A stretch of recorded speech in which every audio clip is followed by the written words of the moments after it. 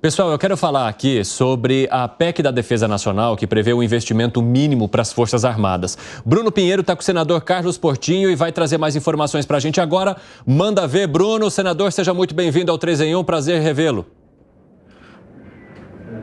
Evandro, exatamente. Em primeira mão, após essa reunião, vamos lá então esclarecer. Muito obrigado em conversar ao vivo com a Jovem Pan. Sempre bom receber o senhor aqui. Esta reunião, nós estávamos acompanhando essa PEC que chegou no Senado Federal. Antes se falava sobre esses recursos, houve ali um receio sobre oferecer recurso, aumentar recursos sobre as Forças Armadas, mas se fala sobre atendimentos, sobre resgate, sobre a segurança pública como um todo. Essa reunião, esse encontro de hoje com o ministro José Múcio, o que o senhor consegue adiantar sobre esse encontro que aconteceu nesta quinta-feira? Um encontro muito positivo. É uma pauta de Estado, não é uma pauta de governo. É bom que deixe claro isso. A redução do orçamento das Forças Armadas vem ocorrendo desde o governo Dilma, também no governo Bolsonaro, fato. O momento que as Forças Armadas teve um maior orçamento foi 1,45% do PIB no governo Lula. De lá para cá só reduziu.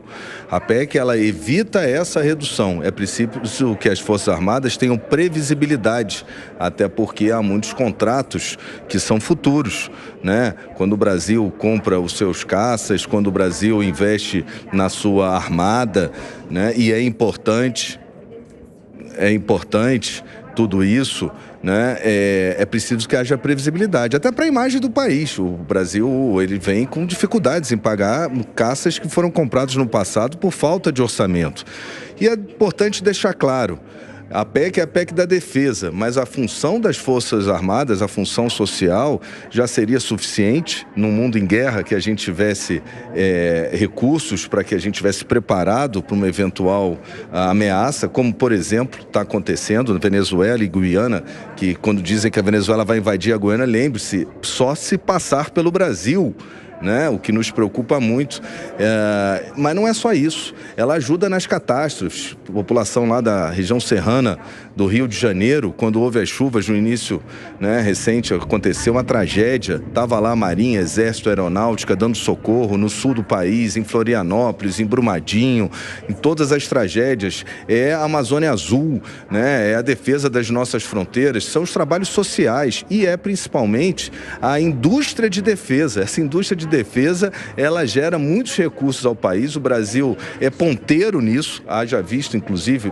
como exemplo a Embraer, né? Há uma capacidade, uma potencialidade do Brasil ser um grande exportador, né? Um grande player na indústria de defesa. A gente tem tecnologia, pesquisa científica, né? Que também é papel das Forças Armadas, é educação, né? Tá aí as Forças Armadas expandindo o ITA, né? Para a região nordeste do país, e construindo centros de ensino, formando profissionais. Então, assim, vai muito além. A questão da saúde também, né? Todo o projeto submarino nuclear ainda não concluído, né? Que demanda recurso, mas ele já deu para a gente evoluções como a medicina nuclear, que o Brasil está aí na ponta disso tudo, graças aos investimentos das Forças Armadas. Para o agro do Brasil, né? Também o submarino nuclear, a parte de pesquisa científica já repercutiu. Então a gente tem que entender que reduzir esse percentual não é possível e a OTAN prevê 2%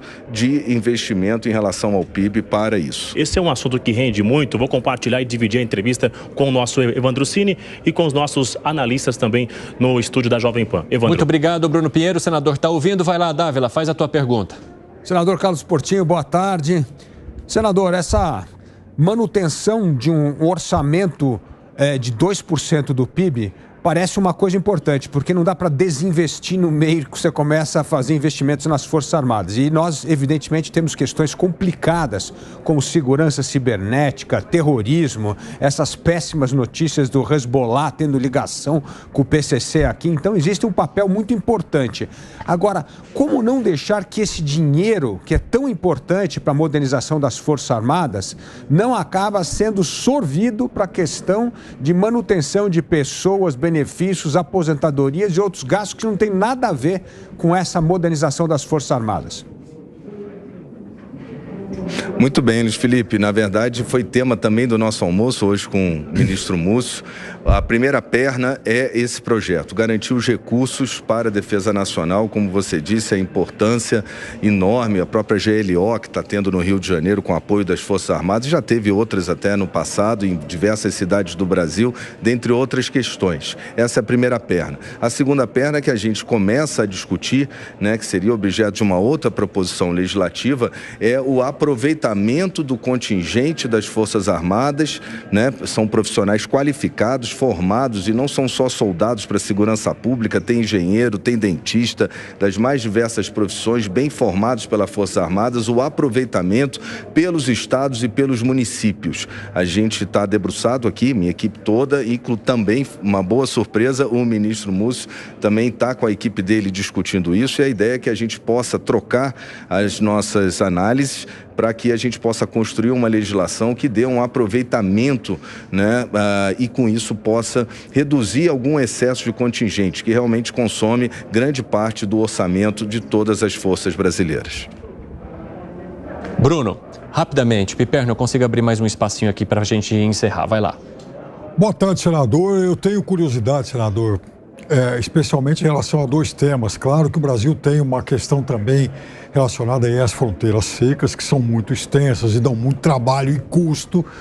Mas, olha, senador, eu venho de um tempo, já sou velho e tal, em que o Brasil tinha uma indústria bélica pujante. A gente falava em GESA, Vibraz, né? Infelizmente não tem mais isso, né? Ou pelo menos com a mesma proporção.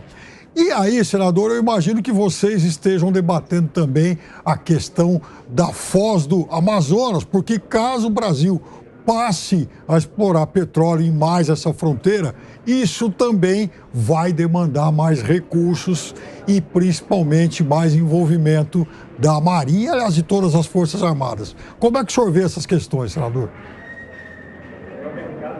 Importantíssimo, é uma outra relevância que tem a defesa nacional, as Forças Armadas, né, na defesa dos nossos recursos minerais, dos nossos recursos ambientais também, né, que muitas vezes são expoliados por outros países, e a defesa das nossas fronteiras. Tudo isso demanda orçamento, e esse orçamento vem diminuindo. No último ano, o orçamento foi de 1,05% do PIB. Então, a gente vem lá de trás de 1,45%, reduzindo a cada ano. A proposta, ela não eleva imediatamente a 2% do PIB, ela vai progressivamente aumentando, passa esse atual governo, vai até o governo seguinte, até chegar no mínimo de 2%, que é o que a OTAN sugere. Para vocês terem uma ideia, o investimento hoje do Brasil, o orçamento na defesa nacional é menor do que a Colômbia, é menor do que o Equador e é menor do que o Uruguai, um país com a nossa dimensão continental. Não pode ficar assim, é importante, e o Brasil, ele é, como eu disse, ponteiro, né? A questão dos satélites, por exemplo, e toda a tecnologia que demanda mais investimento. Evandro, é isso então. O senhor comentou sobre o almoço, a sobremesa. Houve um compromisso do ministro com alguma situação em relação a isso? Estamos definindo, deixei ao ministro definir o relator, né? Eu gostaria que o governo indicasse o relator. É um projeto de Estado, eu repito, não é de governo, diz respeito a esse governo e ao próximo e a todos os outros. Então, agora vamos aguardar a posição do governo e indicar o mais rápido. O projeto já está na CCJ, aguardando a indicação do relator. Ótimo, muito obrigado, Evandro. Volto com você no estúdio.